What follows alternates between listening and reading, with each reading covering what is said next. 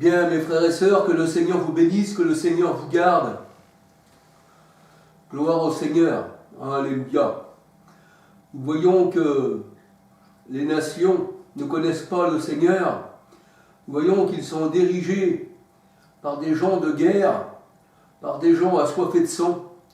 Et nous voyons que ce monde, n'appartient pas au Seigneur. Ce n'est pas la nouvelle Jérusalem, l'épouse du Christ. Mais cette Jérusalem, comme la parole de Dieu nous dit, c'est la chair. C'est, on va dire, les hommes de chair qui combattent contre l'esprit, contre les enfants de Dieu. Et ce sont des gens qui dominent sur les peuples. Et les peuples les appellent des bienfaiteurs. Marc, la parole de Dieu nous dit dans Marc, je ne me souviens plus le passage, j'ai un trou de mémoire, excusez-moi, dans Marc 10, il me semble 42, nous voyons que les disciples veulent être élevés, ils veulent être assis à la droite et à la gauche, comme le Seigneur il disait au Seigneur, fait que nous soyons assis à la droite et à la gauche. Bien sûr, dans le royaume des cieux, c'est ce qu'ils voulaient les disciples. Mais le Seigneur dit, ne soyez pas comme les hommes du monde qui cherchent la première place, mais c'est celui qui est abaissé qui sera élevé. Alléluia. Alors on peut voir ça dans Marc 10, verset 42. Alléluia. Et nous voyons que ce monde-là n'a pas la paix. Le Seigneur dit, je ne vous donne pas la paix comme le monde la donne. Ça, c'est des fausses paix. Mais le Seigneur dit, moi je vous donne la vraie paix. La paix du cœur. Alléluia. Alors justement, aujourd'hui, j'aurais voulu vous parler de ces faux juifs. De ces faux juifs qui portent une kippa. Les kippas ont aussi plusieurs couleurs. Pour reconnaître celui qui est le plus haut placé, selon les couleurs. Et nous voyons que la kippa, les chefs d'État, Macron, Trump, nous voyons que tous les chefs d'État, principalement, dans des fêtes religieuses, qu'ils se disent juifs, ou alors aller au mur de Jérusalem, portent la kippa. Et la kippa n'est pas écrite dans la parole de Dieu. C'est une pure invention. Alléluia. Il me semble bien que ça nous vient de la Kabbale. Alléluia. Et là, j'aurais voulu vous parler des antisémites. Des antisémites. Alors, nous voyons que les grands de ce monde qui se prennent pour des juifs, nous voyons aussi qu'il y a des personnes qui se prennent pour des juifs, et quand il y a quelqu'un qui est, bien sûr, on va dire, bousculé, je veux dire, qui est, on va dire, attaqué dans sa personne, parce qu'il serait juif, alors ils disent, pour les personnes qui les attaqueraient, ce sont des antisémites. Ce sont des antisémites. Mais c'est quoi un antisémite? C'est quelqu'un déjà qui n'aime pas Sem, qui n'aime pas le fils de Noé, à qui Noé, bien sûr, a eu 3 fils. Il a eu Cham, il a eu Japhé et il a eu Sem. Mais Sem, c'est de lui qui est sorti, Abraham. Et d'Abraham, ça nous ramène dans la généalogie au Seigneur Jésus-Christ. Alléluia. Donc, nous voyons dans la parole de Dieu, par les généalogies que nous allons voir tout à l'heure, que les vrais sémites, les fils de Sem, les fils d'Abraham, de Jésus-Christ, ce sont les chrétiens. Ce sont ceux-là qui sont les vrais juifs. Et d'ailleurs, le Seigneur le dit lui-même dans Romains 2, versets 27, 28, 29. Le vrai juif, c'est celui qui est circoncis du cœur. Alléluia. celui qui a été circoncis de la main de Christ. Colossiens 2,11. C'est celui-là qui fait partie de la descendance de Sem. Donc, nous sommes des Sémites. Alléluia.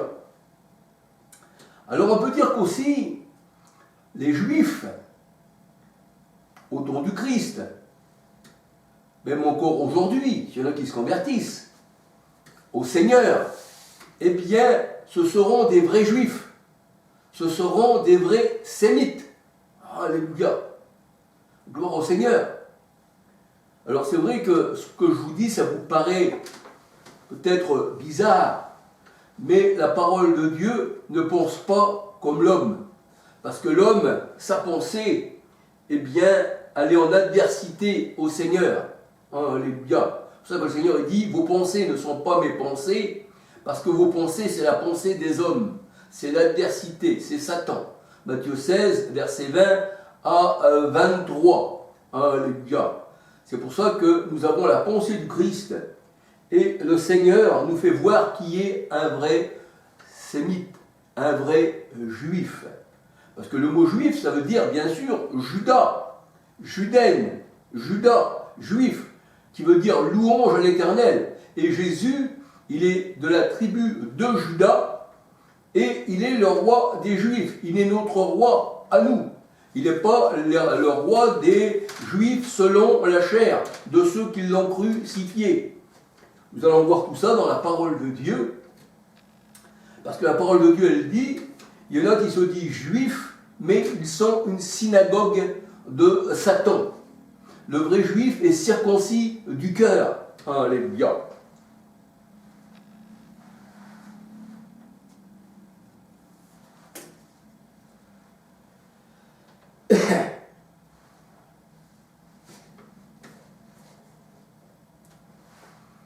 Alors, nous voyons que Israël, selon la chair, les Juifs selon la chair, eh bien, se disent des vrais Juifs. Mais en fait, s'ils étaient des vrais Juifs, eh bien, ils seraient chrétiens. Ils appartiendraient au Seigneur Jésus-Christ. Alléluia. Quand je parle de Juifs, c'est pas être juif selon la chair, selon la généalogie, je veux dire, terrestre. C'est être né de nouveau. C'est avoir eu la nouvelle naissance. C'est être fils d'Abraham. C'est être enfant de Sarah. Et nous voyons que Abraham, il a eu aussi, on va dire, bien Agar l'égyptienne. Et Agar l'égyptienne, c'est la Jérusalem qui déclenche aujourd'hui, eh bien, ses armements. C'est ça. C'est Agar, c'est la chair, c'est Ismaël, on va dire, c'est l'Arabie. Mais, il faut bien comprendre que quand le Seigneur parle d'Agar, d'Ismaël et de l'Arabie, eh bien, ça représente la Jérusalem où se trouve, eh bien, le temple, enfin l'ancien temple de Jérusalem, où se trouve la mosquée d'Omar, et où il y a les catholiques qui ont construit sur un tombeau une cathédrale, et ils l'appellent le Saint-Sépulcre. Et nous voyons aussi qu'il s'y trouve des religions comme les protestants, bien sûr les musulmans aussi, hein, bien sûr. Donc ce sont les trois religions, je veux dire, principales qui se trouvent, eh bien, chez Agar. Galates 4, 21 à 31. Alléluia. Alors la généalogie, alléluia,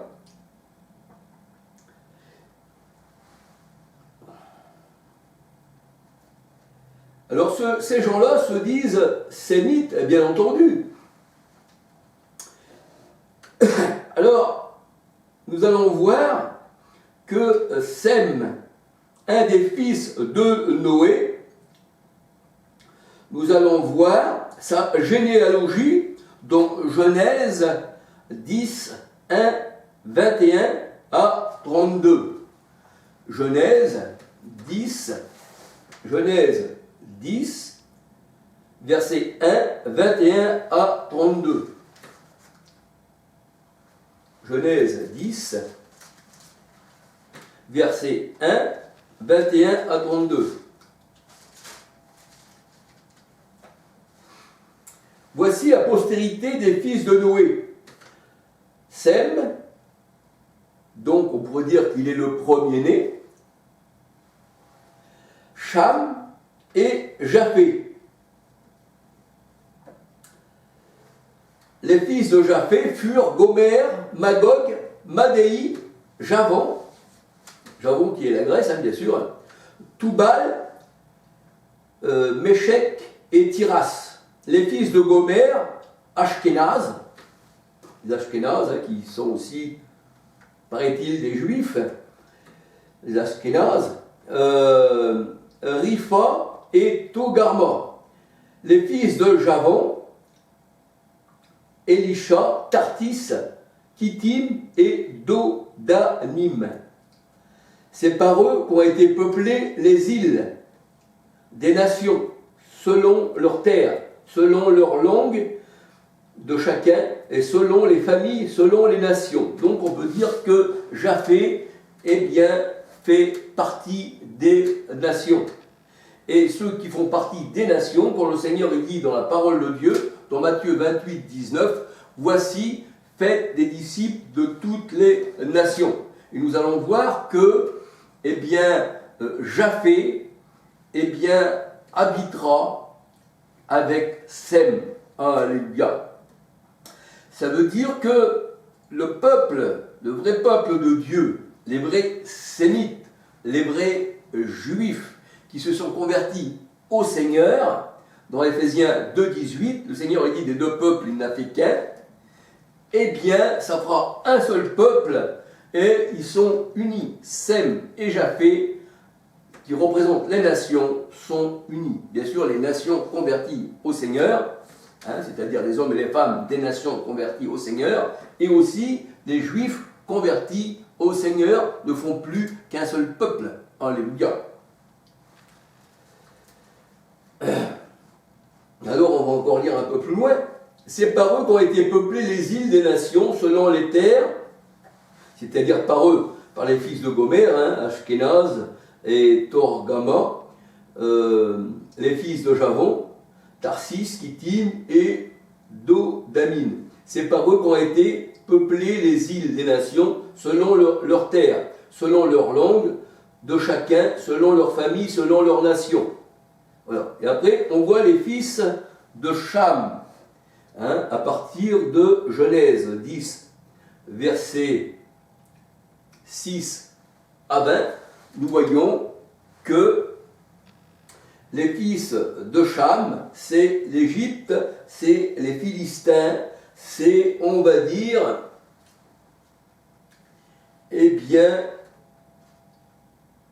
symboliquement, Canaan, qui représente la Jérusalem actuelle. C'est Canaan. Alléluia. Alors, je pense que Sem est le premier-né. Genèse 5, verset 32. Alors, on voit dans la généalogie, Sem engendra, dans Genèse 11, 10 à 32, il engendra Héber. On pourrait dire que c'est aussi un nom hébreu, qui vient des Hébreux. Héber, hébreu, ça connote, mais voilà. Genèse 10, 14. Et de sa descendance, alléluia, Héber est de la descendance de Sem. Et nous voyons encore dans Genèse 11, verset 22-23, il y a Nachor, Genèse 11, versets 24-25, qui engendra Térak, et Térak engendra Abraham. Genèse 11, versets 26 à 32. Genèse 11, versets 26 à 32. Et nous voyons que Noé, après avoir planté une vigne, s'enivra de vin, et il était nu, il se retrouva nu. Ses deux fils, Sem et Japheth, ne virent pas la nudité de leur père. Et la nudité représente, eh bien, ceux qui n'ont pas l'Esprit Saint, ceux qui n'ont pas le Christ. Alléluia. Apocalypse 3, verset 1. La nudité, eh bien, nous voyons que quand Ève et Adam ont désobéi au Seigneur, la parole de Dieu nous dit, après qu'ils aient désobéi à l'Éternel, ils se retrouvèrent nus. Genèse 3, 7, 13 à 24. Et ils ont perdu le paradis, le jardin d'Éden. La nudité représente ceux qui n'ont pas le vêtement du salut, c'est-à-dire Christ, parce que Christ est notre salut. Ésaïe 61, verset 10. Alléluia. Alors dans Genèse 9, verset 20 à 27, Cham vit donc la nudité de son père. Et le père, c'est-à-dire Noé, apprit ce qu'avait fait son fils Cham.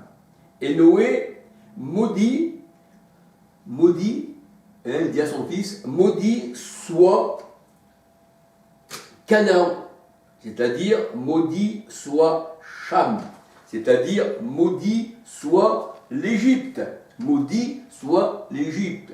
Et la Jérusalem actuelle, où il y a des guerres en ce moment, des massacres, eh bien, le Seigneur il dit, c'est la Palestine, hein, c'est les Philistins, Philistins qui ont donné la Palestine, c'est Cham, c'est les enfants d'Agar. Alléluia. Genèse 10, versets 6 à 20. Canaan, c'est l'Égypte, c'est la Jérusalem d'en bas. Apocalypse 11, 8, appelé spirituellement, eh bien, Égypte et Sodome. Égypte et Sodome. Alors on peut voir Ésaïe 1, versets 9, 10 à 31. Les chefs de Sodome. Le Seigneur les appelle carrément les chefs de Sodome. Ésaïe 1, versets 9, 10 à 31. Alors cette Jérusalem, Galates 4, 21 à 31, elle est appelée Sodome, celle qui tue les prophètes. Matthieu 23, 37, c'est-à-dire c'est une antichrist. Donc ce n'est pas des sémites, parce que les véritables sémites, ces Sème, ça remonte à Abraham et ça vient à Jésus-Christ. Alléluia. Donc, ces gens-là qui tuent les prophètes, qui se sont mis contre le Christ, qui sont des antichrists, ce ne sont pas des sémites, ce sont des faux juifs. Alléluia.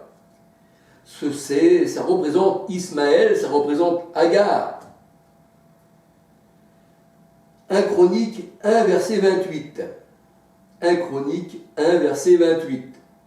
Et on peut dire que les religieux, les protestants, les catholiques, les musulmans, les religieux en grande partie, aiment aller se promener dans cette Jérusalem qui tue les prophètes, cette Jérusalem qui est considérée comme l'Égypte, la maison de servitude, et ils y trouvent, paraît-il, une grande bénédiction. Alors que le Seigneur il dit qu'il a maudit Cham, maudit soit Canaan. Alléluia. Alors, être antisémite, c'est donc être antichrist. Et vous savez que quand ils n'ont pas reçu le Seigneur, en leur temps, quand Christ a été crucifié, il a parlé aux Juifs, les ténèbres ne l'ont pas reçu, et la parole de Dieu nous dit que celui qui n'a pas le Fils n'a pas non plus le Père. mais celui qui a le Fils a aussi le Père. Donc ces faux juifs n'ont même pas le Père, ils n'ont pas l'Esprit. Matthieu 1, 18, 20, Job 33, verset 4, ils n'ont pas l'Esprit. 1 Jean 2, 22, 23, ils n'ont pas l'Esprit. Car ils ont, c'est-à-dire lutté, ils se sont opposés à l'Esprit, bien sûr, hein, Acte 7, verset 51, ils se sont opposés à l'Esprit, à Christ, à l'onction, parce que l'onction c'est Christ. Jean 1, 41, Messie, Christ veut dire, Saint-Esprit veut dire l'onction, c'est l'huile, alléluia. Alors, on voit qu'ils se sont mis contre la descendance, de Sem. Ils se sont mis contre la descendance légitime d'Abraham. Alléluia. Et ils se sont mis contre la descendance, spirituellement, et on va dire, la généalogie du Seigneur, parce qu'il est venu dans une chair, donc, en étant homme, on lui présente une généalogie. Et pourtant, la parole de Dieu nous dit, il est sans généalogie, sans père ni mère. Hébreux 7, verset 3. Et là, on voit dans cette descendance, en tant que Dieu n'a pas de généalogie, alléluia. Mais en tant qu'homme, on peut dire aussi qu'il peut avoir une généalogie. Je dis peut avoir, parce que la chair du Seigneur Jésus-Christ, j'ai fait des vidéos, ne lui vient pas de Marie.